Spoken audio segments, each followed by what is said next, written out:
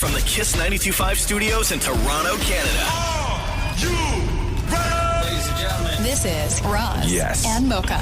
it's Roz and Mocha. What's going on? Hey guys, this is Bruno Mars. This is Selena Gomez. The Chainsmokers. Lady Gaga. Calvin Harris. Celestia Cara. This is Ed Sheeran. You're listening to my boys Roz and Mocha. Roz and Mocha. My boys Roz and Mocha. The Roz and Mocha Show. Ready to go. Between Roz and Mocha, who is your favorite? Mocha. Mocha. You guys are so funny, man. Congratulations, Lisa! Wow! You just won $1,000. That's amazing. Y'all just made my entire morning. Keep it up. You guys are awesome, man. This is the Roz and Mocha Show podcast. Yo, Tajay, what's up? It's Roz and Mocha. Nothing too bad. You want to ask your question that you texted into us, or you want me to read what you wrote? Yeah, I can ask. Go ahead. You guys do the Let's Do the News, and I was wondering if Roz says it every time, or if you guys have like a sound clip of it, because it always sounds the exact same. What do you think, Tajay?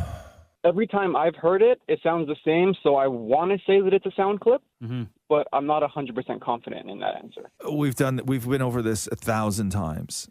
There's video of me doing it over and over and over again. Really, I'm a new listener, so I wasn't sure. AI has advanced so much in the past little while, Tajay. How long have you been listening to the Roz and Mocha Show? Just about a year or two. Oh, how'd you discover us? We've been on the radio together for over 15 years now. So I just started driving to the job sites in my own truck, and I like to listen to radio shows in the morning. So I found your guys's, and you guys are funny, so I just started listening to it kind of more frequently. Oh, appreciate you, dog. Okay. Yeah.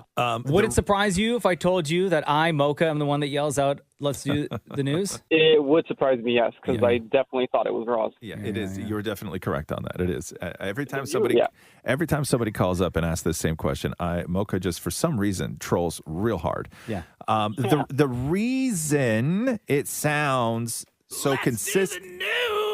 So consistent is that I'm professional. Let's do the news. Okay. Wow. Look at that. Wow. How's that on standby like right away? Like every single time, Let's do the news. Like even when I'm sick, I still do it. Like I've never asked to have a recording. Because we have this. Let's do the news. No, I have been. Sounds like a soundbite. I have been on death's door, and I've been here. And if the news is happening, I yell, "Let's do the news." Sometimes I can't give it my all. Sometimes it sounds like hell, but I do it every single time. Yeah, which is press the button. No, that activates. Let's do the news. I do want to say I think it only may have sounded different one time, and I think you may have been sick, but I wasn't sure. So. Right. Even, I will say this, even on the podcast, because all the news breaks are on the podcast, right? Yeah. And even on the podcast, every week, excuse me, every week. Oh, look who's sick all of a sudden. So let's do the news. It's going to sound different today. Every week, Maury gets me to do a brand new one that is only for the podcast. Let's do the news. Like we don't even replay an old one for the podcast. Even for the podcast, I do a new one. Wow. That's good to know. Thank you for answering my question there. Oh, Mocha, can you hit the podcast news intro for me now? Let's do the news. You guys are the worst. You're just the worst. Tajay, welcome to the Roz and Mocha Show. Thank you. Welcome to Kiss. We appreciate you. Appreciate your support. Between Roz and Mocha, who's your favorite? It's very close, but I think I have to give the slight edge to Roz. Thanks. Anyway. Definitive win right there. Facts. Yo, we got to go because look what time it is. Tajay, have a great day, bro. Thanks. You guys as well. Hey, Mocha. Yeah. You ready? Yeah. Let's do the news. Stop it. You are such. Let's do the news. Oh, my finger hit the button again. Shut up. Let's do the news. The Roz and Mocha Show podcast. News break. Grindr has done their year-end Unwrapped, like, Spotify and everything else, right? Wait, Grindr? Grindr, and I guess... They pick random people? No, they've done their list of the hottest celebrity men for 2024. Oh. Okay. Coming in at number 5, Jeremy Allen White. Yeah. Carmi from the Bear. At number 4, Travis Kelce. Makes sense. Go Chiefs. Number 3, Bad Bunny. Hey. Makes sense. Yes, Yeah. yes. That should be Number 2, Jonathan Bailey. Yeah. Who's that? That Come is. on. Isn't he from what's the He's from multiple things. Bridgerton? Was he from Bridgerton? Yeah. Oh, is he Bridgerton? Oh, yes, I didn't watch that show. And number one, according to Grindr, the hottest man of 2024, Pedro Pascal. Really? Yeah. Well, I can't wait to see The Gladiator, so that makes sense. Damn it, Maury shaking his head. You do not agree with Grindr. No, there's other. I would have put maybe Barry Keoghan at number one. What? At number one? Wow, hey, Barry Keoghan. Oh, yeah. But so you do not agree Pedro Pascal is worthy of number one? Not at all. Maria, you number one for Pedro Pascal? Definitely not number one, but on the list, I definitely think they're missing one. Who? Glenn Powell. Oh, right. How come Glenn Powell's not on there? Hello. Right, Shem? He's like the hottie of 2024 of like all the movies he's done. You know? Yeah, The but I man think chases tornadoes. I think maybe everybody else on the list might give off like a slight gay vibe to people. I don't know. Really? I don't know. No, I don't know. I'm just saying maybe. I don't know. It's Grindr. I don't know anything about Grindr. Neither do I. Like, Neither do I. Moving right along. The Roz and Mocha Show podcast. Martin Lawrence. The big question was, so Martin Lawrence's daughter is mad at marrying Eddie Murphy's son, and we were all like, man, that wedding is going to be fun. Those speeches are going to be incredible. But who pays for that wedding? Right? Do you go 50-50? How does it work out? Because Martin has 3 daughters. Eddie has 6 daughters, 4 sons, all between the ages of 6 and 35. And a lot of Eddie's daughters, I guess, have already been married. So here is Martin Lawrence on the conversation about who is paying for this wedding. It's your daughter, Jasmine. Yes. And Eddie Murphy's son, Eric. Yeah. So did they just get engaged? Yeah, they just got engaged. Do they have the date already? Let me know. Because my suit in the hand. Right. Let me know. Hey, man, with you and not Googling or, the net worth, but we know you got some bread. We know that Eddie got some bread. Right. Who pays for this wedding? Well, Eddie said I got to pay for it. Who, you? Because, he said I got to pay for it because he paid for his last daughter's wedding. Like the last 6 weddings. So. What they got to do with you? Facts, though. But he said it is my turn now. So you can feel it. It's all right. I don't mind. I don't mind. It sounds like he minds. Yeah. But yeah, Eddie paid 6 daughters. That's a lot. Paid for all their weddings. So many wedding dresses. So many wedding dresses. The Roz and Mocha Show podcast. Bill Murray, who rarely does press, was on New Heights with Travis and Jason Kelce. Travis Kelce, by the way, on Grindr's list of the hottest men of 2024. Bill Murray never does a ton of interviews, but the rumor was that Roadhouse, that movie with Patrick Swayze from years ago, right? The female love interest in that movie was an actress named Kelly Lynch, and there's a scene where they have like real passionate barn sex. And Kelly Lynch, her husband was a film producer named Mitch Glazer. And the rumor was that anytime Roadhouse was on television, Bill Murray would call his friend Mitch to say, hey, Patrick Swayze slamming your wife on television. Oh, my gosh. gosh. That was the rumor, right? And yes, it does sort of sound like a Bill Murray thing to do, but really. So anyway, here's Bill Murray with Travis and Jason. We recently reviewed Roadhouse, the original Patrick Swayze film. There is a legend out there. You used to call the husband of Kelly Lynch anytime a particular scene came on with Patrick Swayze on the television. Is this rumor true? I did not identify myself, but I just said, hey, as a friend, I think you should probably turn on TBS right now. Because that son of Pat Swayze is slamming it to your wife. Swayze, may he rest in peace, did a lot of wonderful things. A beloved guy, but that was wrong what he did. Yo, that's such guy behavior, though, huh? That's total guy behavior. Absolutely. The Roz and Mocha Show podcast. Pantone, who are the people who every year do the color of the year. We went through this last year. They're a body of everybody looks to Pantone for the color of the year. Okay, their color of the year this year is Mocha Mousse. Hey! Look at that! Finally getting the respect I deserve. Why is nobody else celebrating except for me? It's brown. Thanks It's for the brown. support, everybody. Appreciate it. The big criticism is that people are saying that it is also the exact color of the poop emoji. Makes sense. Well, F you guys, man. The Roz and Mocha Show podcast. The Hawk girl, heard of Haley Welch, she launched her own cryptocurrency earlier this week. No, she didn't. Yes, she did.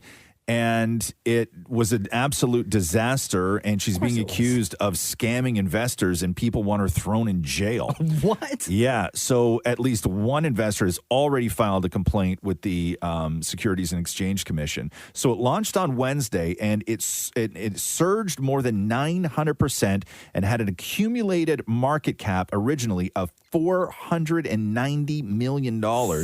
Then it tanked, losing 91% of its value, and anybody who bought it took a bath. So a lot of online commentators are saying that the Hawk girl and her team of pumping and dumping, whereby coins are brought in at a low price, heavily promoted to inflate their value, and then they're sold off at peak by the company's insiders. So that's what she's being accused of. So here, play clip number 1. So this is somebody who is watching how this coin launched and how it tanked. And he's talking to, on a live stream, the Hawk girl and her people behind the coin. Hey, this is one of the most miserable, horrible launches I've ever seen in my life. Okay, then why the f*** are you on? I've been tracing it on chain for a while. You guys generated over $1 million in fees while y'all's fans got rug pulled. There was snipers, but there was also insider trading directly linked to y'all's creator account. What are you guys doing? No. That's not true. That is true. That's a fact. No, it's not. Well, it's a fact, and you can see it on chain. Okay. So then, during the conversation, why people are now going hard on Haley Welch, the Hawk girl. Mm-hmm. So during this same conversation where she's being accused of launching this thing that literally destroyed people who are dumb enough to invest in it, she says this. Curious, not for the token price itself, but just in terms of the fact that there's fees that are being generated, there's an actual Hey source guys, of income. I hate to interrupt you, Nick. Hello there. But anywho, I'm gonna go to bed, and I'll see you guys tomorrow. That's it? Okay. She just bailed. Wow. Haley, what'd she call the crypto? It was like the Hawk coin or whatever it was. I don't know. She should have called it Coin Tua. The Roz and Mocha Show podcast. So Cardi B posted a sponsored post with, is it Sheen or Shine? What's the shopping thing? Sheen? Yep. Yeah. So I guess she did a brand partnership with Sheen, and then her fans started accusing Cardi of being broke. Why? Right? Which is because why else would you be posting a Sheen partnership? So anyway, Cardi having absolutely no time for anyone calls her broke ass. I want my haters to be it too, because y'all talking money shit. Y'all know I don't like when people talk money shit. Wait. People say that I'm surviving off Shein deals and brand deals.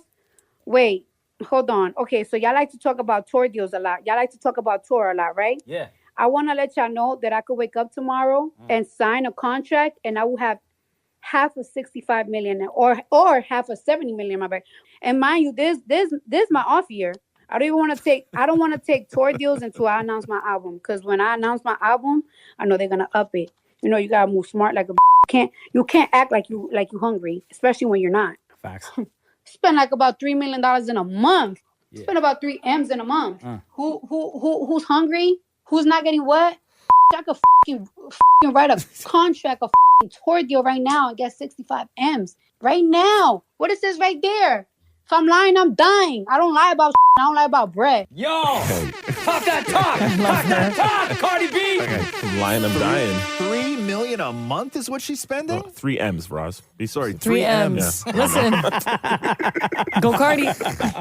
The Roz and Mocha Show podcast. Jay-Z has been accused of raping a 13-year-old girl in a new lawsuit that alleges Diddy also took part in the incident. This was at a house party, allegedly, after the 2000 MTV Awards. The lawsuit originally listed only Diddy as the defendant, and then it was refiled Sunday to include Jay-Z. Attorney Tom Busby has filed numerous suits against Diddy in the past several months. Jay-Z responded to Busby saying what he had calculated was the nature of these allegations and the public scrutiny would make me want to settle. No, sir, it had the opposite effect. It made me want to expose you for the fraud that you are in a very public fashion. So no, I will not give you one red penny. Then the lawyer Busby responded saying Mr. Carter previously denied being the one who sued me and my firm. He filed his frivolous lawsuit under a pseudonym. What he fails to say in his recent statement is that my firm sent his lawyer a demand letter on behalf of an alleged victim, and that victim never demanded a penny from him. Instead, she only sought a confidential mediation. Since I sent the letter on her behalf, Mr. Carter has not only sued me, but he has tried to bully and harass me and this plaintiff. His conduct has had the opposite impact. She is emboldened. I'm very proud of her. We will not be talking about this in the media. We will go over the facts and litigate it in court. So that is the latest on that. Man. Yeah. So, jeez. And Diddy was, I guess it was like last week, he tried to get parole again and was denied, but Diddy's supposed to go to trial in May. That's quick. Yeah, that's when it's all supposed to start for him. I mean, if the feds have, like, the only reason why it's going to go to trial that fast is because there's a lot of information that they got. Well, yeah, I mean, he's allowed to put up a defense and everything else, but yeah, it's a federal case, and they got a lot of stuff. But who knows what's going to come out, during that trial Or names. I wonder during that time, can they? I guess they can if they have the evidence. They can subpoena right? whoever they want. Well, here's the thing: is that the story was a while ago is that Diddy wanted to testify, and if Diddy wants to testify, Diddy can say whatever Diddy wants to say, whether his counsel, whether his counsel wants him to or not. But it's not like it is in the movies where he's just going to go up there and start spouting stuff off. There's so many things that have to go on. But yeah, so I think he still wants to testify. Yeah, the Roz and Mocha Show podcast. Lewis Hamilton leaving Mercedes. I don't really. So it's not like sports where you play on a team. When you're an F1 driver, your team is the car manufacturer. Is that right? Correct. Is that how it works? Yeah. So he's leaving Mercedes to go to Ferrari in the 2025 season. Here's the end of the yesterday. Was it yesterday's race? Yeah. Yesterday's But race. this is the moment that McLaren dreamed of. Lando Norris wins the Abu Dhabi Grand Prix. McLaren are world champions of 2024. They win the Constructors' title for the first time since 1998. I'm just happy that this season was not dominated by Max Verstappen the way it was last year. Right. He basically won the entire, every single race. So Hamilton and Mercedes was the most successful partnership between a team and a driver in F1 history. So Hamilton's going to go on to try and grab that 8th world title. That's something that he was denied back in 2021 in Abu Dhabi when Verstappen overtook him in that last lap after the safety car restart. It remains one of the most controversial moments in F1 history. Here is Lewis Hamilton on mic thanking his team yesterday. We dreamed alone, but together we believed. And as a team, we achieved things that only... Thank you for all the courage, the determination and the passion, and for seeing me and supporting me. What started out as a leap of faith turned into a journey into the history books. So we did everything together, and I'm so grateful to everyone, both here back at the factory. From the bottom of my heart, all the best.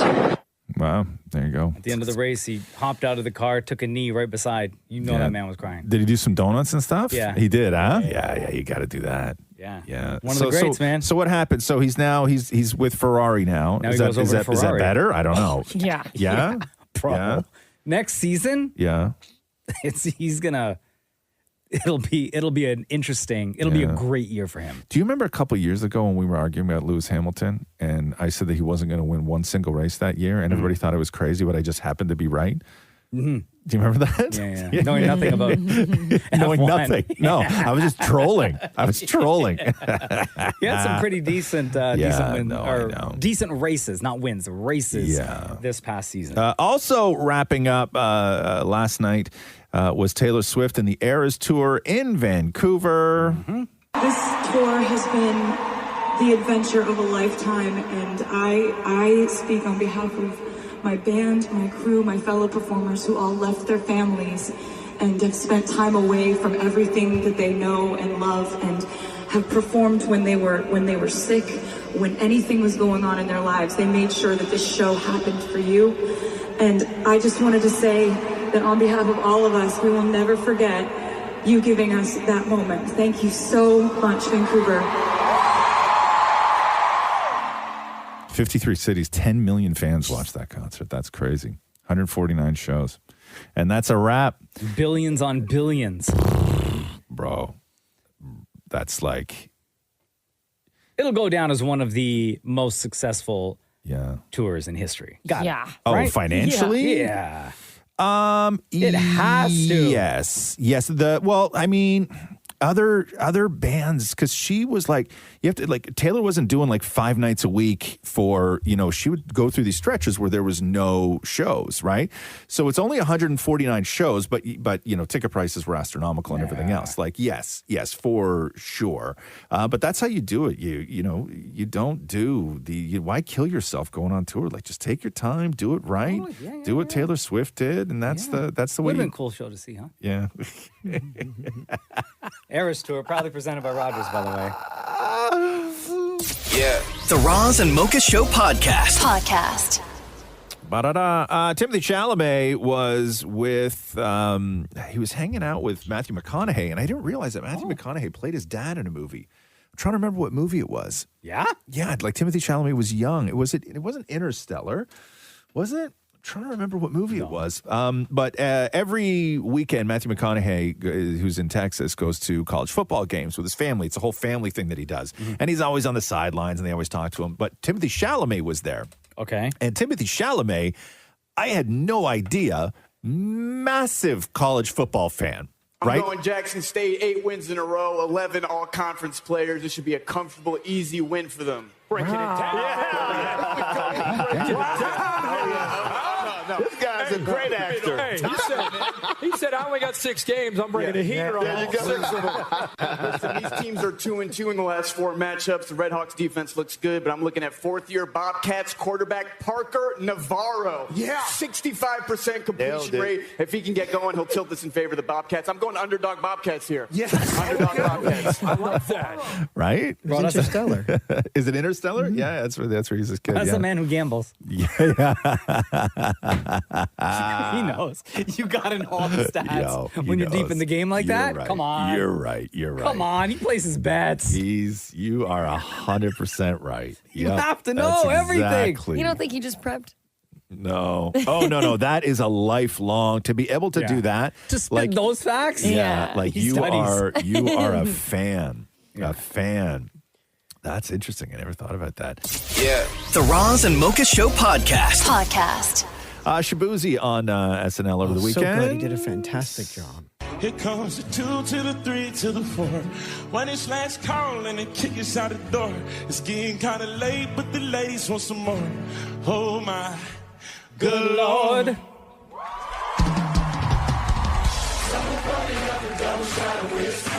They don't need a Jack Daniels down in East Street. There's a party downtown near Fifth Street.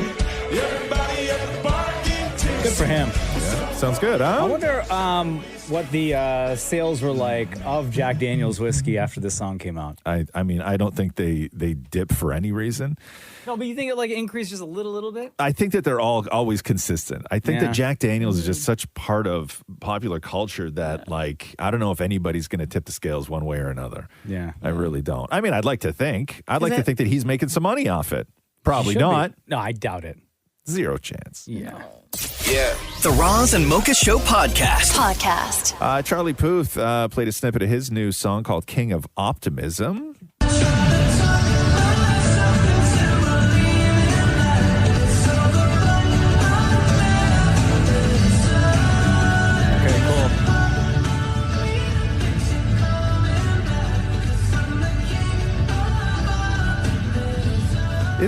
Is this a play on King of Wishful Thinking? Remember that song? Sounds quite similar. Do you remember that song? No. No? Hold on here. Do I gotta find it? King of... Oh, by Go West. Who that is? I would never have guessed that. I used to think a holiday one-stop shop was a myth until I found Michael's. Oh, Hold on. I need those. It's an ad for Michael's. Hold on. Yeah, that's fine. It's a Yeti pushing a shopping cart through the aisles. How did you fit in the front? Okay, here we go. Yeah. Listen to the chorus on this, because it's the exact same chorus on the Charlie Puth track. Oh, God, these songs take forever. There you go. Oh, my God. This is so I'm telling you. 80s. Yeah. Wow, listen to this music. Yeah.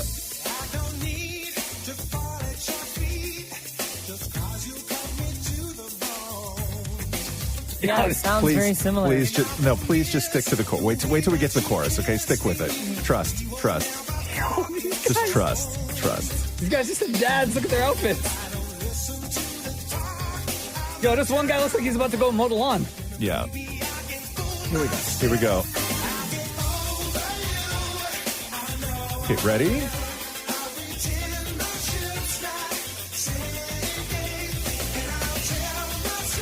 Here we go.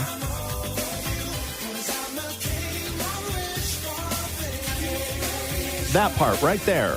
I'm the Okay, king so- of wishful thinking. So that's, hold on. Oh my God. Oh, it's the same song, Charlie It's the Puth. same song. I don't like that.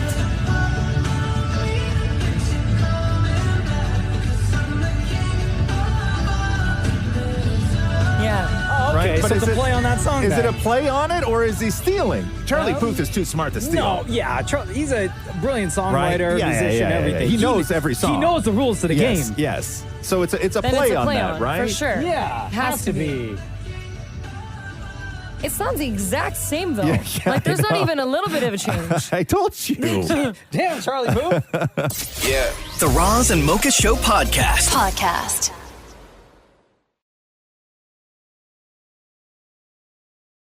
Morgan Wallen giving an update to fans on his life. I just wanted to say thank you personally and give you an opportunity to have something cool at the same time and let you know that I'm taking a little bit of time for myself, but I'm working also. And I can't wait to get back out there and see y'all at some point next year. All right, you do your There we thing, go. big dog. He's got that court date coming up. Oh, right, yeah. Yeah. Doing videos while he can, right? Yeah. Might as well. Here we go. The Roz and Mocha Show Podcast. Barry Keoghan is responding to inhumane abuse from Sabrina Carpenter fans after their split.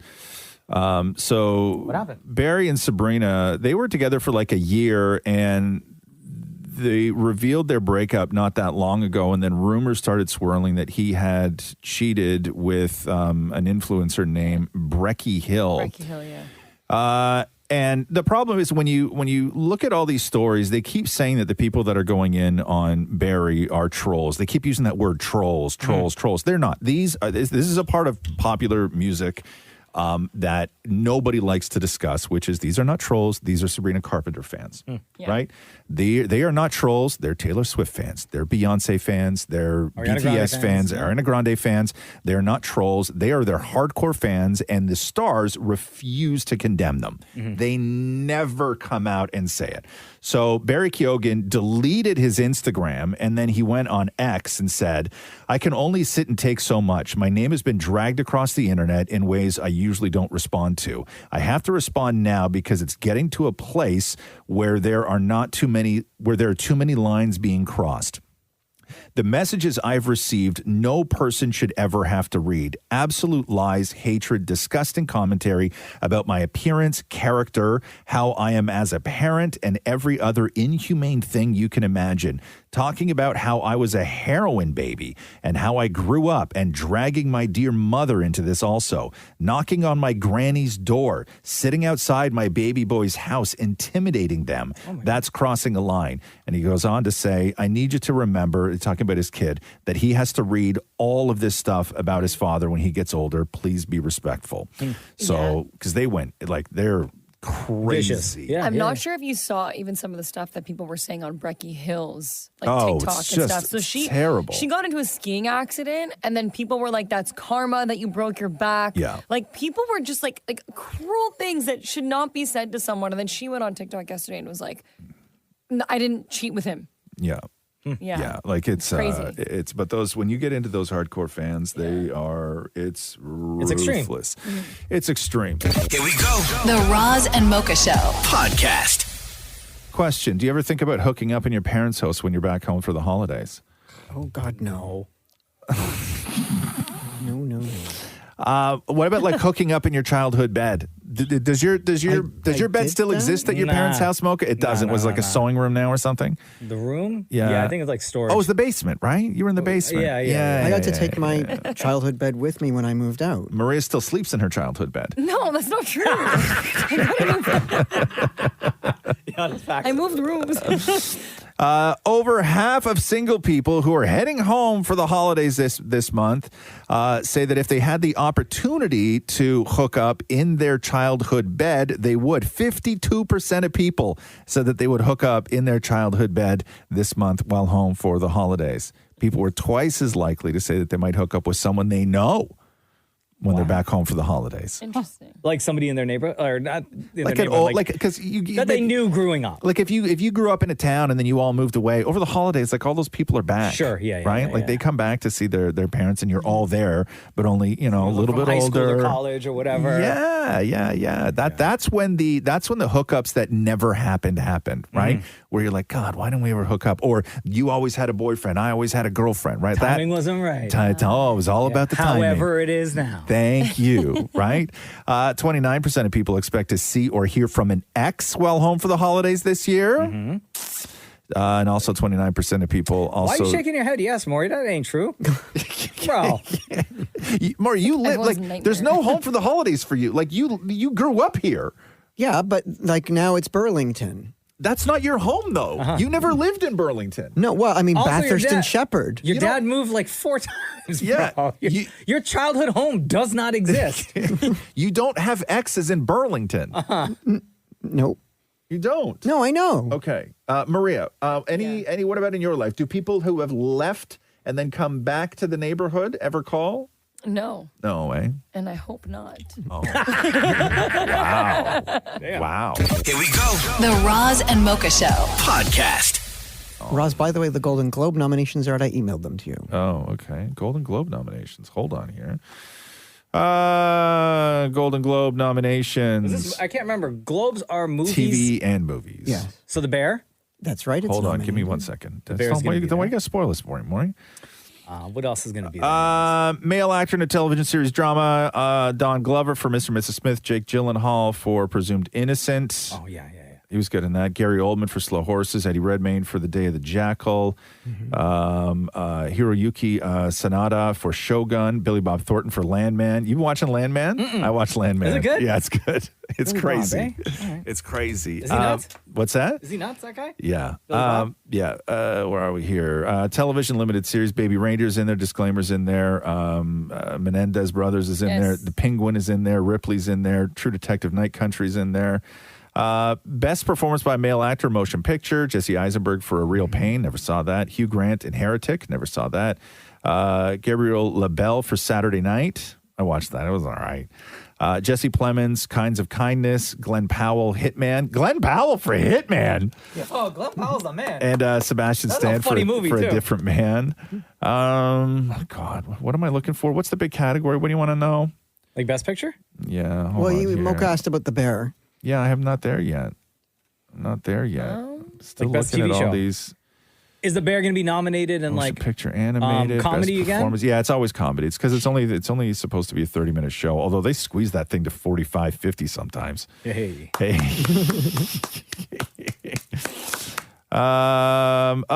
Best director, best television series drama. Okay, Day of the Jackal, The Diplomat. Oh, The Diplomat was so good. Mr. and Mrs. Smith, Shogun, Slow Horses, and Squid Game. And then we got, let me get to that comedy. Hold on here. Best television series, musical or comedy. Abbott Elementary, The Bear, The Gentleman. Hacks, Nobody Wants This. Great show. Only Murders in the Building. Yeah. Can I interrupt? What? Cooper Koch got nominated for the Menendez thing. Who's that? He's the guy that played one of them, Lyle or Eric. Why'd you say that? He played Eric. I don't know who Cooper Koch is. Everybody knows who Cooper Koch. That sounds like something you rub on a burn. Everyone does know who he is. You know what I mean? I would rub Right? Cooper Koch on a burn. Okay, Maury. Right? Like you spill a little hot water on you. Your mom's like, oh, go get the Cooper Koch. Right? Comes in a big tub. Are we all out again? Accident-prone kid. Yeah, right? Oh. Go! I gotta go out to Shoppers now. And get me a new tub No, of not with the Cooper. Koch. It smells so bad. No, you got to have Cooper Koch. You're lucky I don't put it on your tushy.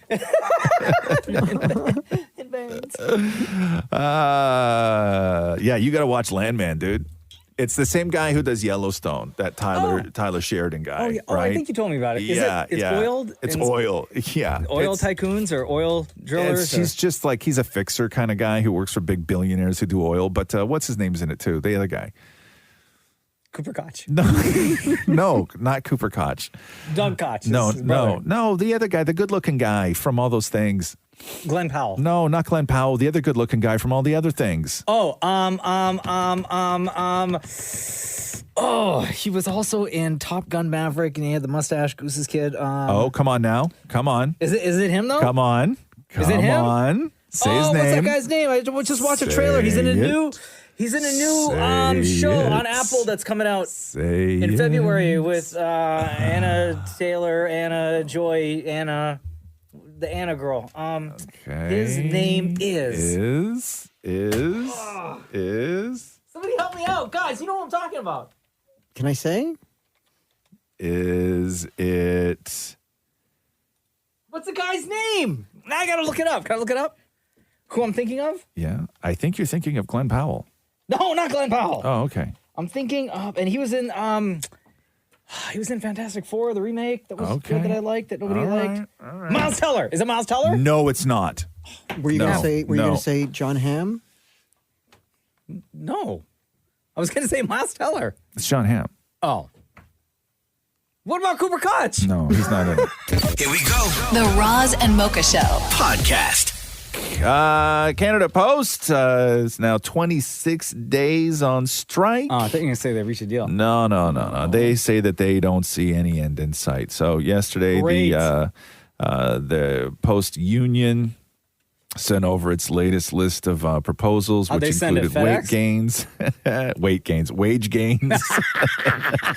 But Canada Post said in a statement that the proposals didn't bring the two sides any closer together in a dispute that has brought millions and millions of deliveries to a halt. Damn it, Maury, you were walking out of the building yesterday with a big giant box that you had to send to somebody, and I was like, I don't know how you're going to send that to somebody.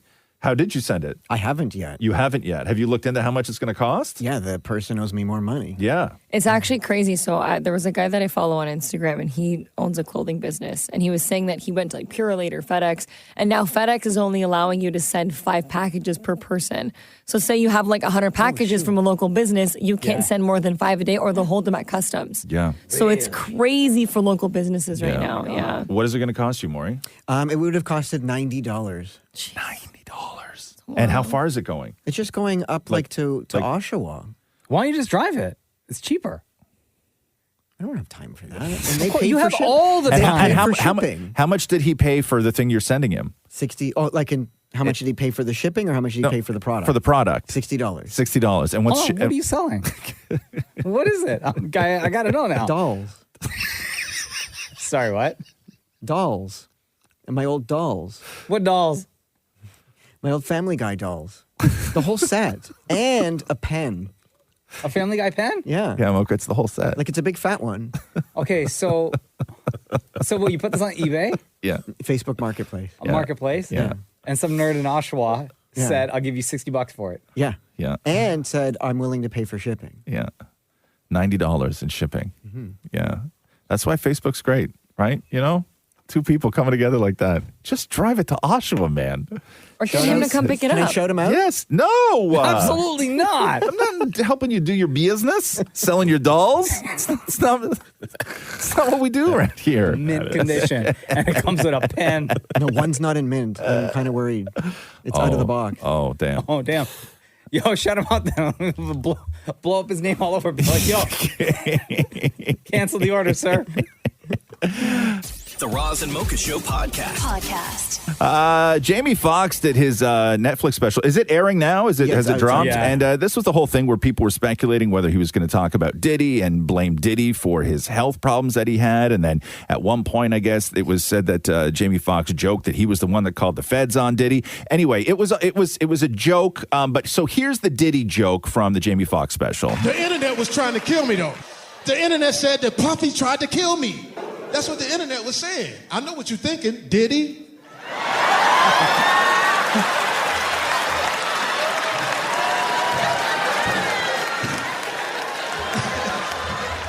Hell no. I left them parties early. I was out by 9. Something don't look right. It's slippery in here. Out by 9. Yeah, right. So here's a little bit of Jamie Foxx getting into what actually did happen. April 11th, I was having a bad headache. So I asked my boy, I said, listen, I need a aspirin. Before I could get the aspirin, I went out.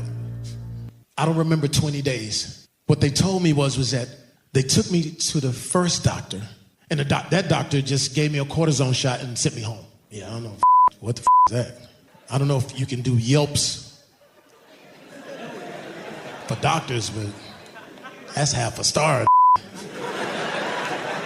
know what I'm saying? Like, oh, he good. Get him on out there. But my sister said no. She said that something's wrong with my brother.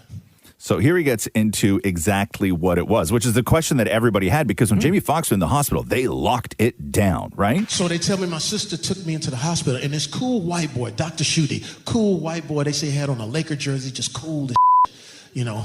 But he told my sister some horrible news about her big brother.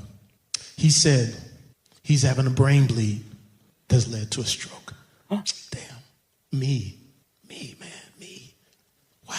Yeah, so that's what it was. It was a brain bleed that, and he had a stroke. Wow.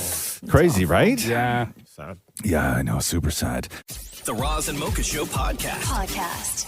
Jeremy Allen White from The Bear is going to be joining the Star Wars universe. The galaxy? The galaxy. In the Mandalorian and Grogu movie. Is he going to be a Jedi?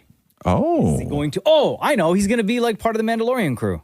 He is joining the Mandalorian. He is. That's the movie, Mandalorian and Grogu. No, but like he's going to be like a Mandalore, like part of the Mandalore. No, The gang. He's going to be the voice of Jabba the Hutt's son. Wait, is that real? what? The gang is called Mandalore? Yeah. Jabba the Hutt, Rota the Hutt. So basically baby Jabba. So there's going to be baby Yoda and then baby Jabba. And he's going to be the voice of baby Jabba. Oh, all right. Derp. Honestly, kind of better that way. Cool. Thanks. Great. Congratulations, Jeremy Allen White, I guess. The Roz and Mocha Show podcast. The FBI is recommending that iPhone and Android users avoid texting each other. Why? Following an unprecedented cyber attack on American telecom networks, reportedly by the Chinese government. Oh, come on. It's we were cool, China. a hacker group called Salt Typhoon. Some experts say it's highly likely that Canadian infrastructure has also been targeted by the widespread attacks. They say it's best to avoid. The best practice is just to avoid texting between iPhones and Androids. So if you got friends, so sorry. texting everybody? Sorry. It's all because of the encryption. Both Apple and Android phones support end-to-end encryption, which is a method of ensuring that your messages stay private, including from the messaging services. But this function only works when it's iPhone to iPhone and Android to Android. Without the benefit of encryption, malicious actors like Salt Typhoon could infiltrate and access the content of your messages, or in a worst case scenario, gain access to your phone calls. Okay, I have a pen. Say that again. Do you know anybody that has a... We're all iPhone in here, right? Yeah. All Yeah. all the time? We're good. Yeah, my ma's Android. My brother-in-law's Android. Oh, so no texting, guys. I know. I gotta tell my sister, you gotta stop texting your husband. Yeah, don't even... And she can't even call me, right? That's not... Sorry, Ma. Yeah. Damn. Wait, calling is a problem I too? guess. I don't know. Oh. Sorry, Dad. They said Online threats. Yeah, they said texting, but I'm guessing maybe it's calls too. I don't know. Let's just go with texting. I wonder if WhatsApp counts. No. No, that's peer-to-peer. Yeah, that's where the drug dealers hang out on WhatsApp. Ow. Do you guys ever get those random calls from WhatsApp? Oh my God, Like yes. randomly? The call, no, the calls and the texts, Maria. Yeah. And then I always have to click the button that says block and report. I don't know for like who they reported to. Like Zuckerberg, does he get it? I don't know. But sometimes But- I get like a random call from some random place in the world. Yes. But I still have the app because I talk to people on there. The Roz and Mocha Show podcast. Selena Gomez reacts to her Golden Globe nominations. What did she get nominated for again? Big screen and small screen. So she was nominated for Only Murders in the Building. Yeah. And then her movie, Amelia Perez. She's on the couch watching. Oh my God!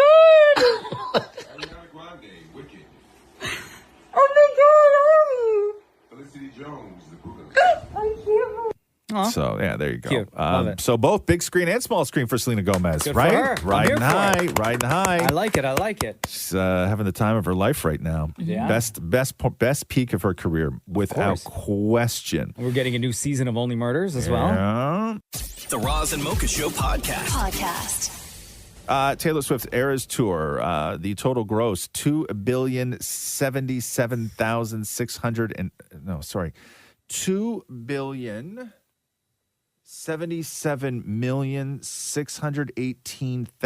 $2,077,618,725. There you go. Quickly, damn it, Maury and Maria, how many numbers are in that? Oh, sorry. Number. I didn't hear it. $2,077,618,725. Let me say 12. Look at Maria. How many numbers? I'm going to go 14 14. numbers across. 14 numbers across. Roz, the correct total is? 1, 2, 3, 4, 5, 6, 7, 8, 9, 10. 10. Count again. 10 million tickets sold. The average ticket price, because for this tour, as opposed to previous tours, Taylor did not use dynamic pricing.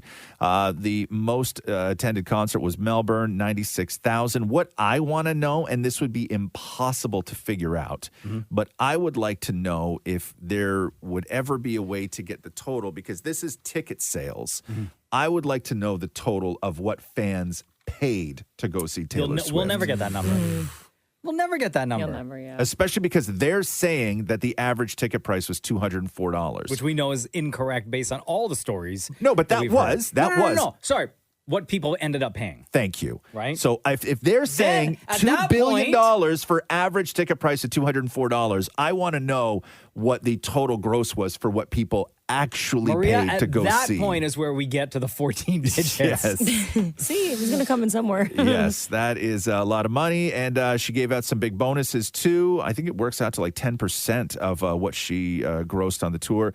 She gave a total of $197 million in bonuses to everybody on her crew, the truck drivers, caterers, instrument techs, merch team, lighting, sound, production, carpenters, all those people. What about Porter standing outside? No, you don't get that bonus, Good Maury. for You're not her. part of her staff. I know that the daily one day to feed her crew in the food budget, so they have their own people who cook, right? Yeah. The one day daily food budget was $9,000.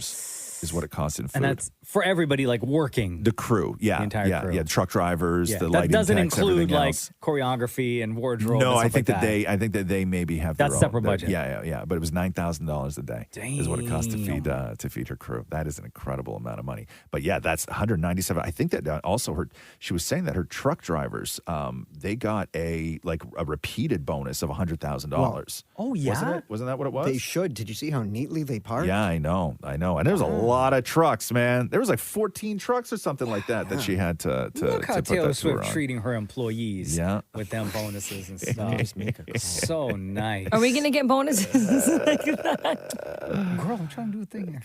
Jesus, Maria. You just flat out just said it. Well, I like to speak my truth. I'm Yeah, very but blunt. not here. Well, I'm blunt. What else do you want from me? Not here. Girl, I was building up to Sorry, Bull. You could have said something, man. Yeah, he was. He was saying something. Damn, girl. My bad. You need to learn. Honestly, I think I just need a coffee at this point. I'm so sorry. The Roz and Mocha Show podcast. 26-year-old Ivy League grad Luigi Mangione was arrested in Pennsylvania yesterday. This is the guy that is accused of gunning down Brian Thompson, the CEO of United Healthcare, right there on the street in New York. And it was like a crazy crime. So he had to have been waiting there, and then the guy came out and he had this weirdo gun, and then he just took off on a bike, and they think he just ditched in Central Park and then left, and they couldn't find him. Like, the guy was a ghost. And even after they showed his face when he took his mask down, when he was flirting with somebody at a cafe, still nobody was identifying. Nobody knew. And he pretty much got away. But like, make any of this make sense to me. So you do the thing, right? You kill the guy. And then you get away, you get on a bus, you get out of New York City. You're now in Pennsylvania, right? Presumably, you're going to ditch the things that tie you to the murder, right? So listen to this news report of what he had on him when cops busted him at a McDonald's. The Altoona Police Department arrested Luigi Mangione, a 26-year-old male, on firearms charges. At this time, he is believed to be our person of interest in the brazen targeted murder of Brian Thompson, CEO of United Healthcare, last Wednesday in Midtown Manhattan. The suspect was in a McDonald's and was recognized by an employee who then called local police. Responding officers questioned the suspect, who was acting suspiciously and was carrying multiple fraudulent IDs as well as a U.S. passport. Upon further investigation, officers recovered a firearm on his person, as well as a suppressor, both consistent with the weapon used in the murder. They also recovered clothing, including a mask consistent with those worn by our wanted individual. Also recovered was a fraudulent New Jersey ID, matching the ID our suspect used to check into his New York City hostel before the shooting incident. Additionally, officers recovered a handwritten document that speaks to both his motivation and mindset. You might as well have just walked in to NYPD. Why run? And say, I'm here. It's like there was also a YouTube video that went out. Yeah, like, I don't know. wants I to don't know get if that caught, was I 100. think. I don't know if that was 100% him though. No. But yeah, so there's a whole. He wrote a manifesto like the Unabomber kind of thing, right? And the problem with this case that the police were having is normally in a situation like this, the internet sleuths do what the internet sleuths do, and they go after him. They didn't do that with him because so many of them were looking at this guy as a hero because Brian Thompson from United Healthcare. United Healthcare is the biggest healthcare provider in America. And they are notorious for denying claims. Got it. And also, Brian Thompson and his partners, they have a class action lawsuit in front of them for insider trading when they ditched $15 million of United Health Group shares before this whole thing happened. United Healthcare, by the way, in 2023 made more than $371 billion in revenue, and everybody hates them. So the internet sleuths weren't doing their thing, right? So he was able to sort of move. Nobody was tracking him. Nobody was combing for his social media. Nobody was doing They were just anything. like street justice. Right. And so here is Pennsylvania Governor Shapiro. I have no tolerance, nor should anyone, for one man using an illegal ghost gun to murder someone because he thinks his opinion matters most. In some dark corners, this killer is being hailed as a hero. He is no hero. Damn, right. Yeah, so the story is wild, man. But his parents were like well off. They owned like a golf course and a bunch of retirement homes, I think. Yeah, And he big went- real estate family. Yeah, he went to like a real expensive school One and of them stuff. Ivy So League yeah, schools? so I don't Wow. know. But when you read what he wrote, and I guess he had written a lot of reviews on Goodreads for books, and then people have been going through all of those things where he's like, anybody who says violence isn't the answer is not interested in change, and it's a rebellion. It's not. It's so did crazy. he personally it's have beef crazy. with this company, or I was he don't- just doing like for the people type of thing? So I think it's probably a combination of both. I don't know, and I'm sure all that will come out when Like, people did he start. have a claim that was denied? Or No, a family? he was writing about his mom and stuff like that. But Uh-huh. again, like I don't know how much of this is accurate, right? Mhm. Like I don't know because you can never trust fully anything until it is 100% verified. So I don't know what his actual ties are, but it seemed very personal. Whether that's personal for him or just doing the greater good for the people, I do not know. The Roz and Mocha Show podcast. The most searched things in Google. Are you interested in that at all in Canada?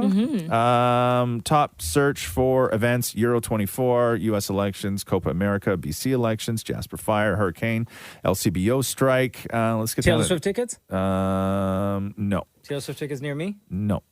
Top people: Kate Middleton, Kamala Harris, Joe Biden, J.D. Vance, Griselda Blanco, Tim Waltz, Diddy, RFK Jr., Jill Stein, and Emma Stone. Not one Canadian on that list. Wow. The top search music. Mocha, what do you think was the number one search music artist in Canada this year? Don't say Kendrick Lamar. No.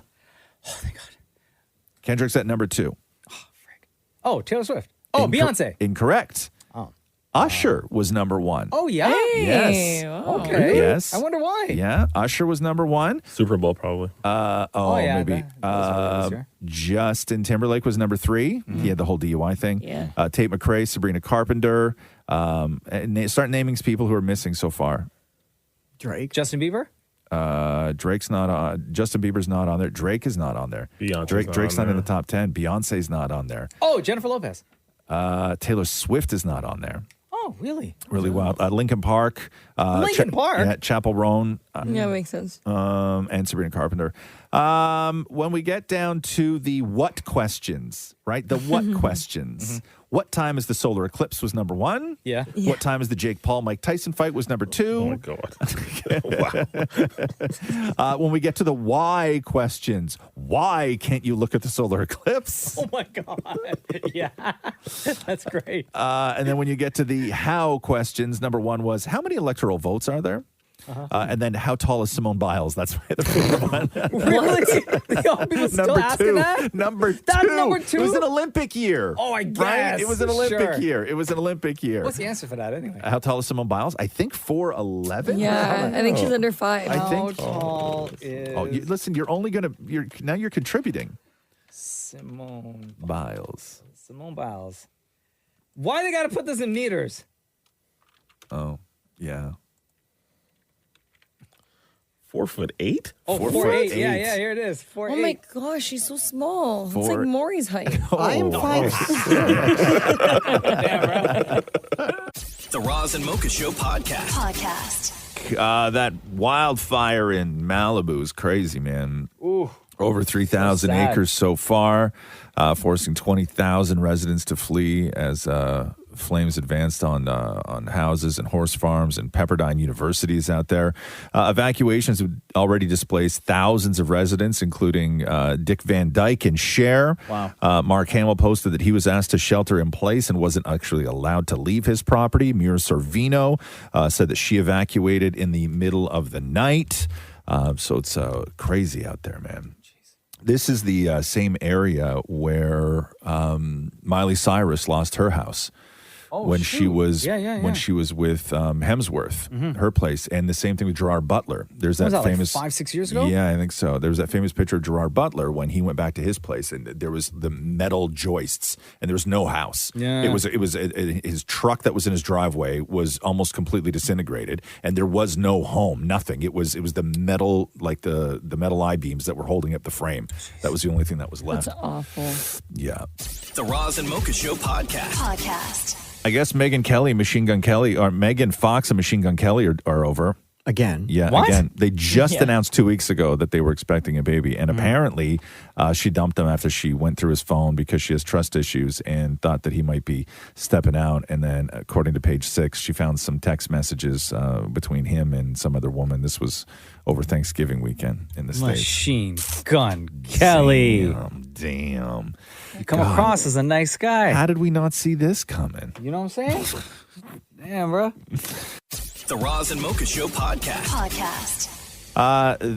Luigi Mangione, the guy who shot that, allegedly, I should say, shot that CEO. A lot's coming out about him, and I guess he was living in Hawaii on some like surf compound kind of thing. I don't know, like just with like a bunch of other people who surf and they build their own community and like make their own food and stuff. And so there's a guy named, like their own. I guess they grow town? stuff, yeah, like that, Like a yeah, co-op. just like a little hippie compound, right? Okay. And there's a guy, RJ Martin, who lived with him for like 6 months, and he's doing a ton of interviews and talking about just how normal life was. Like he started, like Luigi started like a book club and all this stuff. But then you start to hear like what books they decided to do in their book club. Listen to this. So, did he ever mention anything about the Unabomber or any other radical ideas? So I mentioned one of the great ways he contributed to the surf break community was by spearheading a book club.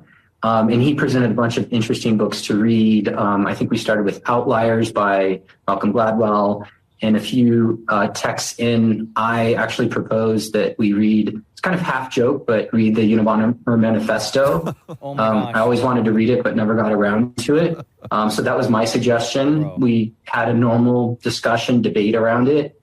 Nothing that stood out at the time, no anger, no a special affinity towards it, just, thought-provoking discussion. Did you turn him on to the Unabomber? It sounds like it. I wouldn't say I turned him on to it, but it was my selection for our book club. Feel strange now that this guy who you lived 6 months with has now been picked up on murder charges? I feel strange because he was a great friend, and I would consider him, a close friend, and that somebody who would assassinate somebody is completely incompatible with the person that I lived with, the person that I cooked meals with, the person that, was part of book club and other activities with. It's like two completely different human beings. Yeah, until you guys read the Unabomber Manifesto. Yeah. There's actually a lot of people that know him that are posting TikToks about him being like, this is the Luigi that I know, like old friends, I guess, from university and stuff. So it's interesting. That happens with everybody, though. Yeah. The Roz and Mocha Show podcast. The list of all the year-end lists have come out. We'll get to a few more from Google and everything else later. But the list of the world's most dangerous countries just dropped. Oh. In case anybody's interested in that. Data has been released. So it's A3M Global Monitoring. They created a risk map that assesses global security and ranks countries on the risk spectrum from low to high. Okay. And obviously, with everything that has been going on as of late, Syria, number one, the world's most dangerous country. Okay. Followed by Israel, Palestine, Lebanon, Ukraine, Russia, Iraq, Iran, Afghanistan, Pakistan, Yemen, Myanmar. And then you get into Mozambique, Congo, Somalia, South Sudan. Man, South Sudan's always got it over Sudan, huh? You know what I mean? That's why they beefing. Always coming out on top. Always coming out on top. I always find there's always some like real beautiful country names, like Eritrea, right? To me, that's beautiful. Like to me, there's a castle with a princess in Eritrea. Yeah, you know, That's like the it's first just I've ever heard of that place. it's just a beautiful, beautiful Magical, name. almost. Magical. Where is it and why is it dangerous? It's more dangerous. It's right between Sudan and Ethiopia. Oh, shoot. Right? But like, it sounds so beautiful. And then on the bottom of the list, when you start getting down, yes, Mocha, Venezuela, Colombia, and Haiti at the bottom of the list. But yeah, it's a big list, man. How many countries are on there? On this one, I think 50. 50. Yeah. Damn. Yeah. Papua New Guinea's on there. Philippines, somewhere in the Philippines are on there. The Philippines are on there? Yeah. Yeah. What's that other place in Africa that has that really beautiful Shakespearean name? Is it Monrovia? Is that it? But what, it's super dangerous? I think yeah. It's not a safe place. But doesn't a place like Monrovia just sound Beautiful. gorgeous? Yeah. Right? Monrovia. Like where are you going? The beautiful where'd you go beaches where'd you go on your honeymoon? Monrovia. Right? Oh, Monrovia. Oh, my. And you put your hand on your heart when you say that, right? The architecture. Oh, it's so gorgeous. The beaches. Oh, the food, Right, the wine. Right? Yes. Right? Oh, Eritrea. And then we whipped over to Eritrea. Oh, For a quick God. 2 days. Oh. Just Airbnb. Yeah. Small place. Yeah, F1 was in town. It was magical. The Roz and Mocha Show podcast.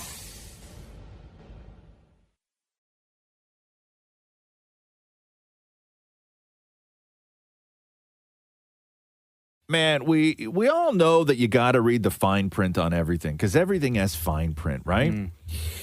And that also applies to rewards.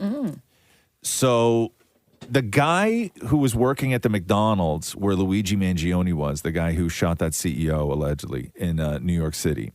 So he saw somebody who really, really looked like the guy that was all over the news at this Altoona, Pennsylvania McDonald's. This employee saw him. Okay. And then he called the cops. This was at 9:15 because the guy was acting suspiciously in the McDonald's, right? Okay. So when it first happened, the New York Police Department offered a $10,000 reward for anyone with information on their suspect. And then as the search went over the weekend, the FBI backed up the NYPD's reward and threw in an extra $50,000. So it was a $60,000 reward, right? So the guy at McDonald's working there sees the guy, makes the phone call. Jackpot. Now, I would think that at that point, they just take your name down and then maybe a couple weeks, whatever, right? Yeah, maybe you get a check. Or you got to go meet somewhere. They got to check you out. All this other stuff, right? Make sure you're not a partner of his. Like, they got to do their due diligence, right? But it's at that point that I realized that in the fine print of the rewards program, right? Much like credit card rewards programs, there's always fine print. So in the suspect rewards program, you can't nominate yourself for the reward, even if you called 911. What? Meaning, one of the agencies has to put your name forward as somebody who is eligible as a tipster. Okay, you cannot nominate yourself. So what this means is that the McDonald's worker will have to be put forward by one of the investigating agencies, such as the Department of Defense or the FBI, which is then reviewed by an integrity commission. And if approved, then that suggestion is passed on to the Secretary of State, who then signs the final decision. Now, the FBI reward, that initial $10,000, that was through Crime Stoppers. So if the McDonald's employee called 911 instead of Crime Stoppers, they don't get that money. What? Oh my gosh. And in both cases, you see not a dollar until there is an indictment or conviction. But that could be years. Years. And they may not even put your name forward. And especially if they, because it's the FBI and police and all this, they're going to do a background check. And if you have the slightest thing, they'll be like, oh, nah. No, we're not rewarding that guy. I always assumed it was like they just give you cash. No, it's an e-transfer at the end of the weekend. It's a whole thing. Wow, I didn't know Yes, that. and That's if you don't incredible. call Crime Stoppers, if you call who calls Crime Stoppers? 222 tips. I know, but I get that. But you call 911 when the guy's there. When in an emergency, you're not going to waste time on them extra digits? No, because also if you just think automatically, I got to call the police, 911. Do you know how the public would perceive that, right? Like if you're pretty sure you saw that guy and then they said to you, what did you do? And you were like, I called Crime Stoppers. They'd be like, you selfish son of a bitch. You know what I mean? Yeah, yeah. You'd be like, why don't you just call 911? Yeah, you waste your time on 4 extra digits? Yeah. Well, no, you waste your time because you want 10 grand, right?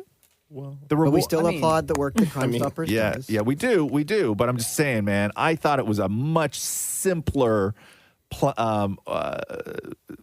mechanism, process. Yeah. Thank you. That's the word. Yeah. But anyway, so I probably would have called Crime Stoppers. This poor guy probably won't get the money. But yeah, you're right. If he has one blemish, he's done. They're not because sorry, you don't get your 10 racks. That's it. Keeping them. The Roz and Mocha Show podcast. Apparently, after Meet the Parents was a huge hit in 2000, I believe it was, and then Meet the Fockers in 2004, and who can forget Little Fockers in 2010? Oh, love. Robert De Niro and Ben Stiller are coming back for a 4th Meet the Parents movie. No, they're not. Robert De Niro's 81, Ben Stiller's 59. Didn't you say Robert De Niro does these movies because he has to pay off some sort of divorce thing? I don't know. Maybe, probably. That all makes sense. Makes sense to me. Do they have a name for this one? No, it's just Meet the Parents 4 as of right now. The same guy who wrote the first 3 is apparently writing this one. They don't have a director.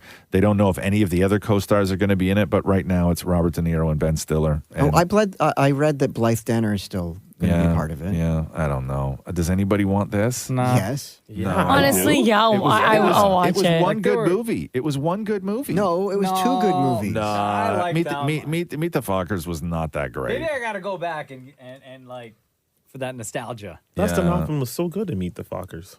No. Who? Yeah. Dustin Hoffman. But also, I just think anything with Robert De Niro and Ben Stiller is amazing because I love them as actors. But then just do something else.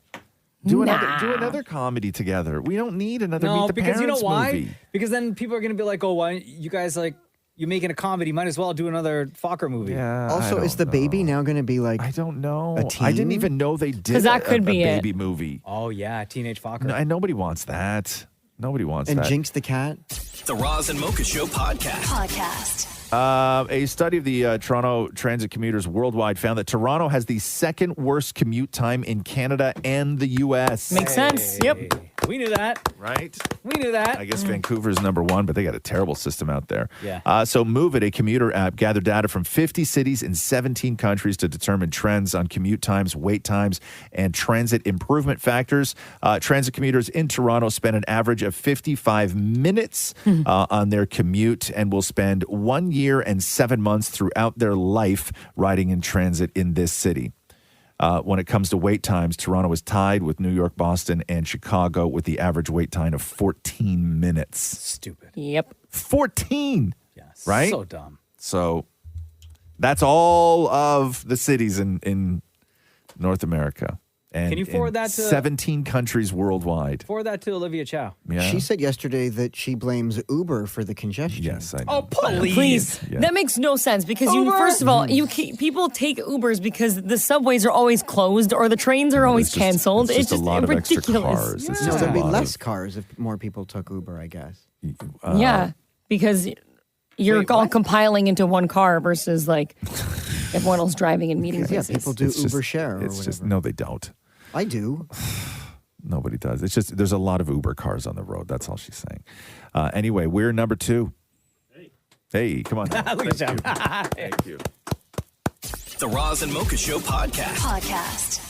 TikTok Canada is challenging the federal government's order to shut down its operations in Canada, claiming it will eliminate hundreds of jobs and potentially terminate $250,000 in contracts, $250,000 contracts that they have with Canadian advertising clients. The government ordered TikTok's offices to shut down. So they're not banning the app in Canada. They just want the business out of here. This was back in November after a national security review of the Chinese-owned company. TikTok wants the court to pause the order while it argues its case on why the government's decision should be overturned. The company argues that the Canadian government ordered, quote, measures that bear no rational connection to the national security risks it identifies. The government maintains the decision was informed by a, quote, thorough national security review and advice from Canada's security and intelligence community. So there you go. And then back in the U.S., TikTok may be gone full stop. What? Like the app just gone. Whoa. So the U.S. Federal Appeals Court has just rejected TikTok's appeal against a law that would ban it from the country unless it's sold from the Chinese hands into an American company. So they want an American company to own it. And this happens the deadline is January 19th. Trump's inauguration is January 20th. So it's really up to Donald Trump as to whether TikTok lives or dies, is the way that I see it. He's going to be petty as hell. Right? ByteDance, the parent company of TikTok, had hoped to delay the law enforcement by invoking the First Amendment, which protects freedom of expression. But this plan was crushed on Friday when all 3 judges on a federal appeals court panel unanimously rejected to overturn the law. So if it's not saved by January 19th, there is no more TikTok in the USA. Wow. All those accounts gone, everything gone. Yeah. Like it'll be blocked full stop. Wow. Isn't that crazy? How would that affect your what you follow on TikTok, Maria? Because you spend probably the most amount of time than anybody we know. Well, I mean, all those creators that I do enjoy watching, I probably would just have to add them on Instagram. I know a lot of them have been posting videos saying, please follow me on Instagram, please follow me on Instagram. But it's going to be different because Instagram content is different than TikTok content. I know sometimes it crosses over, but there's just funny random videos on TikTok that have no relevance to actual good media that are funny that are going to go away now. So I don't know if the app will be the same. The Roz and Mocha Show podcast. Did you see Trump trolling the hell out of Trudeau? Again? Because remember when they had dinner, right? He's still doing that? Oh, bro. So remember when they had dinner? Yeah. And then he said, he was like, hey, if you can't survive with these 25% tariffs I'm going to throw, he's like, maybe we should just annex Canada and it could become the 51st state and you can be its governor. Oh. So gangster move right there. Yesterday, Trump tweets this. It was a pleasure to have dinner the other night with Governor Justin Trudeau of the great state of Canada. I look forward to seeing the governor again soon so that we may continue our in-depth talks on tariffs and trade, the result of which will be truly spectacular for all. So they did a poll. So Leger did a poll, and they asked Canadians what they think of the idea that Canada should become the 51st American state. So 13% of Canadians said that they would be in favor of it. They would? Which is a kind of big number. The demographic breaks down to show that there's higher support among men at 19%, women at 7%, conservatives at 21%, liberals at 10%. 13 is a high number, but I think I can get that number higher. Would you be interested in Canada becoming the 51st state of the United States? Nah. If we had Florida's tax code. Yeah. Wow, so quick, Mocha. Jeez. Bro, right? That's savings on savings. But I'm telling you, the trolling is working because the government is considering spending $1 billion to protect Canada's border in an attempt to avoid the 25% tariffs. So all of a sudden, they're having all these meetings where they're like, okay, we're going to throw $1 billion at it because the border's terrible, What are they going to do? What do you mean? How are they going to protect? Okay, so I'll give you an example. So Tell me. So BC, the port in BC, right? There's all sorts of ports in BC. Okay, so the ports in BC have now been overrun and infiltrated by organized crime, including the Hells Angels, the Russians, the Asian, South Asian criminal organizations, the Mexican drug cartels, everything else. One port, so the Roberts Port in BC, okay, they do 3 million containers a year. So that's one port in BC that does 3 million containers a year.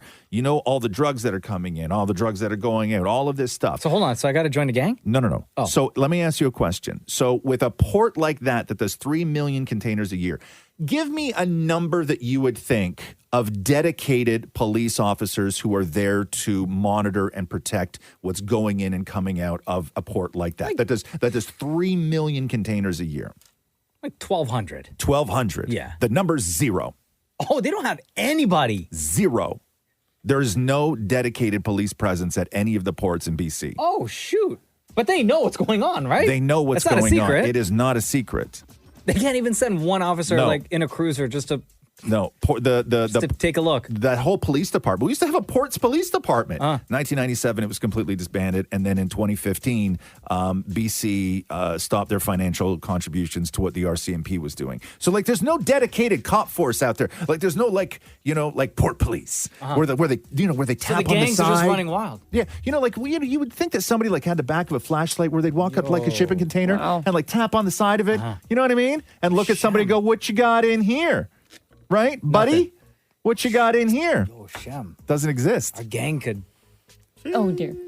head out there. We could do something. Yeah. The Guyanese Kings? Yo, think of the outfits, the uniforms. Right? You want to go? Wait a second. Are you talking about policing or about running criminal activity? Well, what are you talking about? I thought you guys were looking to become police officers, not criminals. Oh, yeah, that.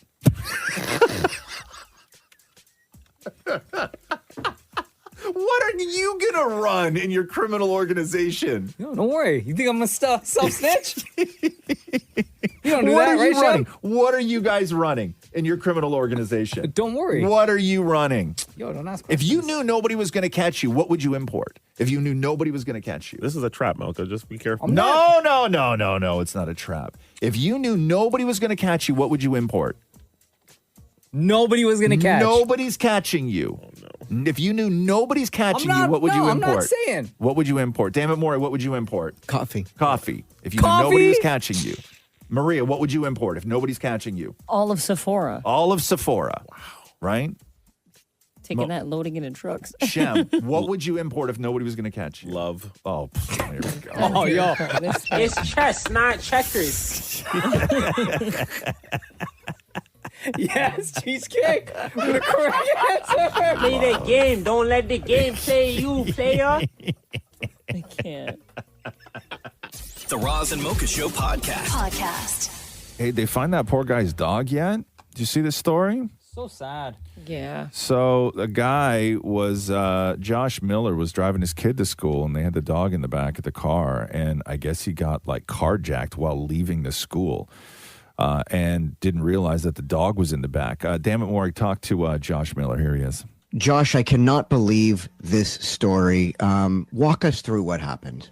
I was taking my daughter to school. Fortunately, I had dropped my daughter off already, and I was about to exit the parking lot. All of a sudden, I looked out the window, and I saw this man approaching me aggressively, and he just yelled at me, said, get out of the car right now, or I'm going to have to start hurting the kids at the school. So I just said, hey, man, no problem. Car's all yours. Go ahead. I got out of the car. He actually said to me before he left, he said, hey, man, I'm really sorry I have to do this, but they're my life. Don't worry, insurance is going to cover everything. And then it was, a minute or two later after he drove off that I realized that I'd forgotten that our dog was in the back. Oh, no. Police said they're looking for a guy roughly 30 years, between 5'8" and 6 feet tall, with light-colored beard and a medium build. They added that he was wearing a black jacket, black winter pants, and black earmuffs at the time. How are you going to carjack somebody in earmuffs, man? And how are the cops treating this? Because, I always wonder when a dog is in the car, is it a higher priority? You know what I mean? How do they treat it? So here's more of Josh. So what are the police saying now? What is the next steps? What are you hearing?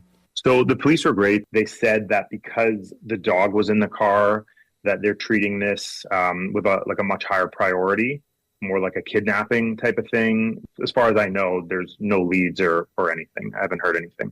If you could say anything to these monsters right now, what would you say? Just, don't hurt our dog, please. We don't care about the car.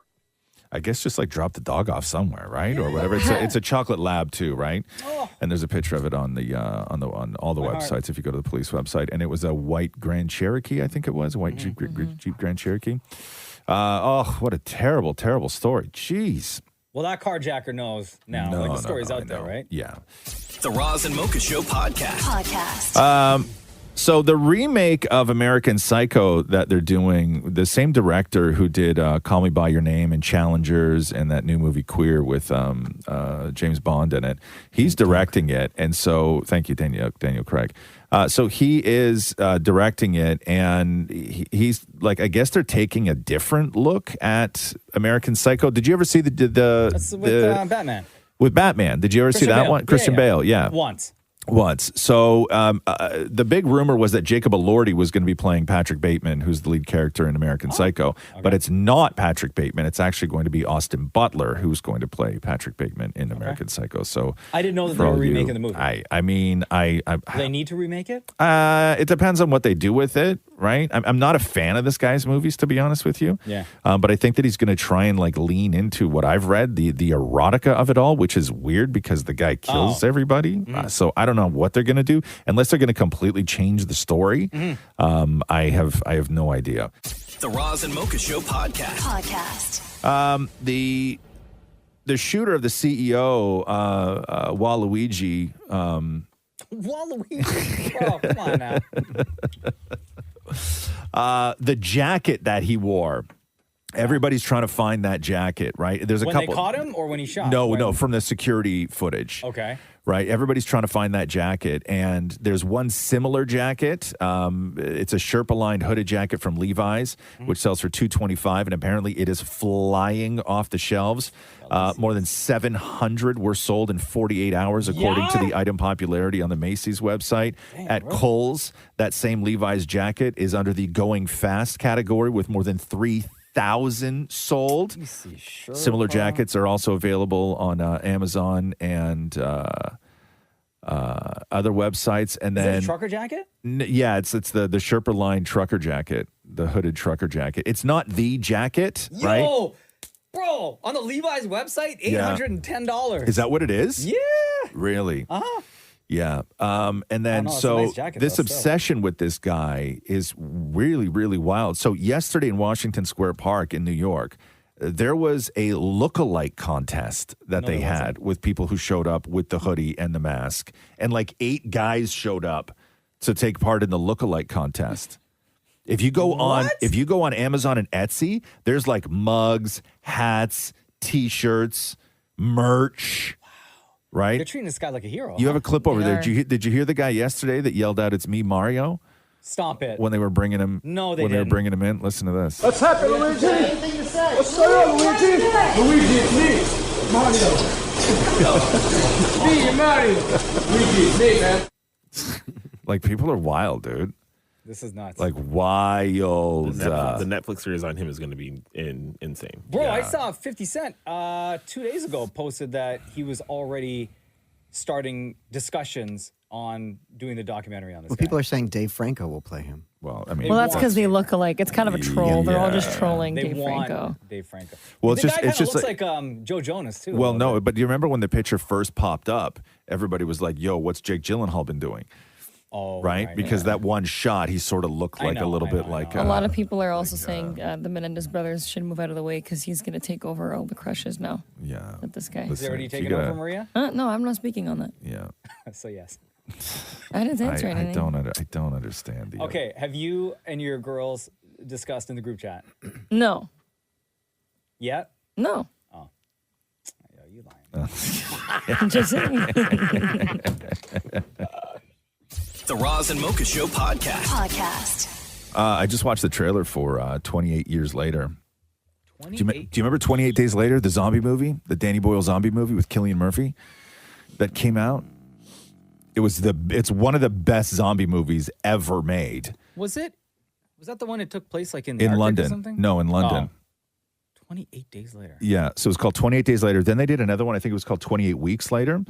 But now they're doing 28 Years Later, and it's zombie movie. It is. Yeah, it's the same thing. It's the continuation of that, I guess. And because they never called them zombies, they were infected with something called the rage, is what they called it, right? Because people just went crazy. Yeah. Right. That sounds scarier. And it was the first time where they sort of reinvented zombies at that time, because up to that point, zombies had always been like slow lumbering kind of things. Yeah. And then when Danny Boyle did this, he made zombies fast. Oof. And then after that, everybody was like, yo, fast zombies are way more terrifying. Yeah. And then everybody started doing fast zombies.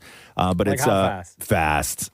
But it's Aaron Taylor Johnson, Jodie Comer from Killing Eve, who's amazing. Yeah. And Ray Fiennes is in it, and I think Cillian Murphy's going to do it too. But it's crazy because 28 Years Later is out, and 28 Days Later, which was the original movie, you can't find anywhere on VOD or streaming services. Why? It's one of those weird licensing things where one company was sold to another company.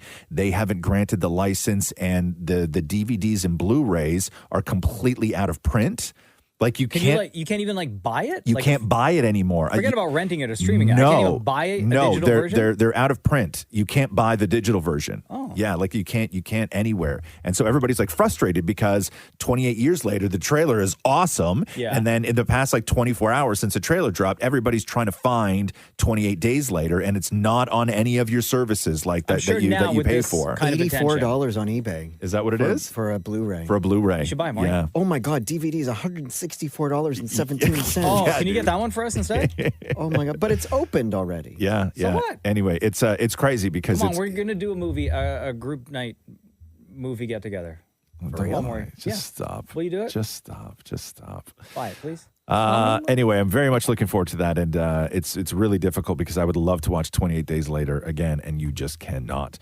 The Roz and Mocha Show podcast.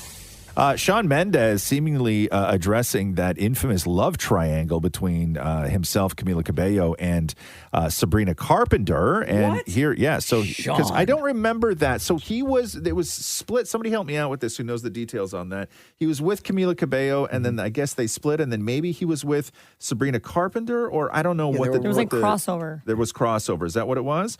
So here he is talking to John Mayer on his show. So I'm with someone 2 days before going to hang out with my ex, express I'm going to go hang out with my ex because I have unresolved feelings. Maybe instead of 2 days, it could have been 2 weeks. Is there something in all of this that you could say, yeah, I played that wrong? None of those therapists know what it's like to be a famous musician. You're so right. Talk to a therapist and you go, you ever seen your ex-girlfriend on a billboard before? And they go, no, I've never done that. I go, let me tell you, it's a weird 2 weeks. The biggest lesson I've learned is no one gets out of this life without getting hurt, and no one gets out of this life without hurting someone. How about that? Yeah. How about that? Wow. There you go. No. No? No. No what? Stupid. What's stupid? No, I'm sorry. You're going to use the fact that you're a singer. It's common sense. You don't jump into one thing while you're with someone else, and if you still have feelings for another woman, don't get into another relationship. Were separated. Yeah. That's what I said. If you still have feelings for your ex, you should not be jumping into the next thing.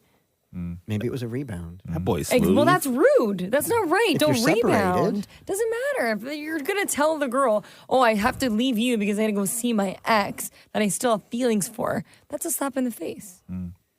That's You what just love don't looks do that. like. But No, sometimes- Maury, you should not be the definition of love. Let's Wow, just go okay. there. Okay, well, how did this become that?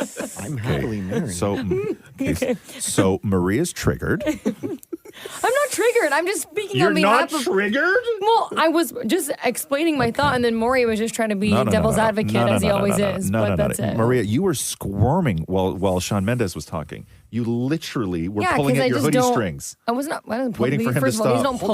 don't pull. But I'm just saying, I think it's stupid. Maria. Do you want to listen to it again? Because maybe you'll hear it differently this time. No. Can I do something real quick just to make you feel better? Yeah. Oh God, stop it! Don't play this in the news. Your favorite at all. song. Take this off. Honestly. You know what? That made me feel amazing. Actually, keep playing it louder, please. The Roz and Mocha Show podcast. Disney is going at it again with yet another animated classic turning into a live action. What have they not done yet? I actually really, really love this movie. Maria, you probably watched this movie when you were younger. They've done Mermaid. They did Mermaid. They did Aladdin. They did Lion King. I don't know. They're doing Moana. Tangled? Yes. Really? Yeah. Really? Oh, I did watch it. I was going to say Fantasia. No, Tangled. And the My person kid likes that movie, man. Yeah, and the guy who directed The Greatest Showman is directing Tangled. No. Yeah. Wow. Yeah. We just watched 2-3 weeks ago. Yeah. We just watched Tangled again. Yeah, Tangled's great. Yeah, it's such a good yeah, movie. Mandy You know which Moore one I doing the voice, so good. You know which one I really want them to do? Is Thumbelina. Thumbelina. That's like really old. Like it was even old for my time. Right. Did you see Triangle? No. No? That's with Shawn Mendes, Camila Cabello, and Sabrina Carpenter. Wow. Oh, shoot, bro. Yo. This guy. Real I can't wait to see the live action. Yeah, it's really good. Wow. Damn, bro. Oh, that was. Such a troll, man. Got him! Damn. The Roz and Mocha Show podcast. Elon Musk has become the first person to ever reach a net worth of $400 billion. He called Justin Trudeau an insufferable tool yesterday. I saw that. Why they got beef now? I don't know. They always got beef. Trudeau and because Musk is on Team Trump, right? Yeah. And so so Trump you and just ride or Trudeau die for are his boy. going back and forth and everything else, and yeah. So $400 billion, according to Bloomberg, making him the first person to ever cross that mark. Behind his nearly $20 billion jump in wealth was a deal that shot up Elon's rocket company SpaceX valuation by $350 billion after SpaceX and its investors agreed to purchase as much as $1.25 billion of insider shares. So that's the reason for the bump. So $400 billion is what he's worth. Did Trudeau respond yet? No. You think he's going to? No. He should. Not to that. I got the perfect not quote. to that. Yo, you're sick to my stomach. That's what he should say. Elon. The Roz and Mocha Show podcast. The new Apple iOS 18.2 update came with a warning. Oh, wait, what? I updated overnight. Well, no, it's a warning for people like me, not for people like you. They say this update introduces features powered by Apple Intelligence, the personal intelligence system that unlocks powerful new ways to communicate, work, and express yourself, all while protecting your data with an extraordinary step forward in your privacy. New features include image playground. The one big thing that everybody's talking about is a Genmoji. So Genmoji is one of Apple Intelligence's new features that allows users to create their own emojis. That feature can be accessed via the keyboard. So once launched, users can describe the emoji that they'd like to create and then select from the options that Apple Intelligence generates. And then Genmoji can also use photos from the user's library to create Genmojis of friends. So, for example, I just typed in because I updated, right? Yes. Cat wearing a hat, holding an umbrella. Yeah. Let's see what it does. Okay. It's generating now. This is what it's going to look like. It's generating, and there it is, done. And I'm going to add that and send it to the group chat. Cool. I will so check you guys on will that. see it. It's a cat wearing a hat, holding an umbrella. The Roz and Mocha Show podcast. Whoa, what's new in plastic surgery? I always like to know these stories. So forget about fillers in the lips and cheeks. These days, it's all about nipple fillers. Here you go, Shem.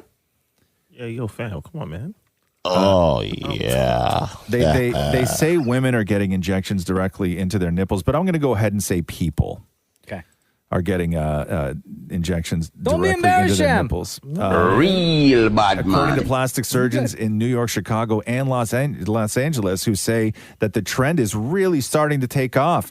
They said patients are seeking the injections to make their breasts appear perkier and more excited amid a growing trend of going braless. Sham. Been on that trend for a long time. Come on, Shamroy. Don't need plastic surgeons in New York say that that he now sees about 5 women a week, people a week. Sorry, my bad, Sham. Not me. Don't be my bad I know. He a fan. Which involves injecting filler directly into the base of the nipple. That does not sound. Yeah. That does not sound comfortable So at then all. So then they're permanently sticky outy, right? Because that is the See, Shem? That's the trend. No, Bro. like I'm in pain thinking. That's you all day, Shem. To this day. To this day. Guys, I got a great idea. No. Not Come on, it. Shamroy. Not it. Absolutely not. Why not? Because why not? How long do we have? You wouldn't try? No, I don't. No? I'm fine with my those things being where they are. Damn it, Maury, how much? Mine are already perky. We can make them more perky, though. Hey, yo. Fillers. Hey. Right? Plump them right up. Play the game. Don't let the game play you, player. God, that just sounds like an awful procedure, though. Like, there's a lot of things where people just do too much. To me, that was like when Kim Kardashian started selling the bra that had the nipples in it. I was like, okay, you know what? It's a look. Somebody wants that. Go for it. It's all fine and good, right? But just with the injectables and the fillers going everywhere, and it's like they just keep looking for new places to stick them, right? Yep. Yeah, it's just too much. It's a lot. That's a lot. And it just sounds painful and unnecessary. Yeah. Don't worry, Sean. We got you, bro. Yeah. What does that mean? Well, if you have any questions, we're here for you. Like, we can help. We can do all that other stuff. Will you guys laugh at me if I? No. Never. What about? See, that's easy to say during the wintertime when I'm more covered up. What about happens during the summertime? Yeah, I'd like to see like when you're wearing like a light T-shirt kind of thing. Correct. Yeah. What happens if they turn the AC on in here? As soon as you went into that room, I'd pay that doctor a couple extra $100 to give you a few more CCs. You know what I mean? Just to see what happens. Make a statement. He a fan. The Roz and Mocha Show podcast. I was watching this video of Kris Jenner. She was at, I think, Chloe's launch of like her products or something like that. I don't know. Act like you don't know. I don't know. But because that wasn't about the story. The story was that she was there promoting all of Chloe's stuff, and she was going through things, like all her kids' products, and just taking them out of this bag. And the reason why everybody's freaking out is because Kris Jenner has what most people were calling like the world's largest Birkin bag. Like, this thing is huge. It looks like a hockey bag for like hockey equipment. It's massive. It's apparently called the HAC 50 Birkin Crocodile Porosis bag, and it's $200,000. Yo, hold on. Let me see. Birkin. Just do a Kris Jenner Birkin bag. Okay. It's black. Oh my God! Look at that. It's $200,000 for the bag. Look at that thing. Is it making? It's huge. No, Shem doesn't need that procedure anymore. Lord, you see? Wow. Come on, Shamroy. Yeah, That's incredible, huh? Wow, look at that bag. I know. That's too much money though for a bag. Where would you take that? I'd be so terrified. You can't take it on a plane. I mean, she flies private, so she doesn't have to worry about stuff like that. Damn. But like, what do you do with that bag? You could fit so much in there. I know, but what do you do with it though? You could pack an entire weekend. Well, not. But you're gonna go. Not you, Maria. But here's the thing: is One like, night. you're gonna go to a hotel and you're gonna leave that in the room while you can't. go out for dinner. Well, I mean, like, no, you're not. Right? Like, you're Nothing's not. coming. You're not doing that. Yeah, and then you're gonna bring this big thing around with you? I know. Well, the reason why she can is she's got security. So No, I get that, but I'm just. This isn't for normal. It's not for normal people, right? Like, you can't look at that and go, "I want that in my life." You could never even leave a regular Birkin in a hotel room. No. Watch never Roz do. show up tomorrow with one of these now. Yeah, I would, just to piss everybody off. Yeah. I would. And you know what? He would fill it. He would treat it like a toolbox. It would just be full of screwdrivers. No, and stuff. wouldn't it be full of? No, it wouldn't. I would drive Maria far off the edge that she may never recover, because I'd buy that Birkin bag and bring it in here and it would be filled with soup. Oh! No! I would need therapy. Thanks for listening to the Roz and Mocha Show podcast. Catch the guys live Weekday mornings from 6 to 10 on Kiss 92.5. KISS925.com. Or download the Kiss 92.5 app.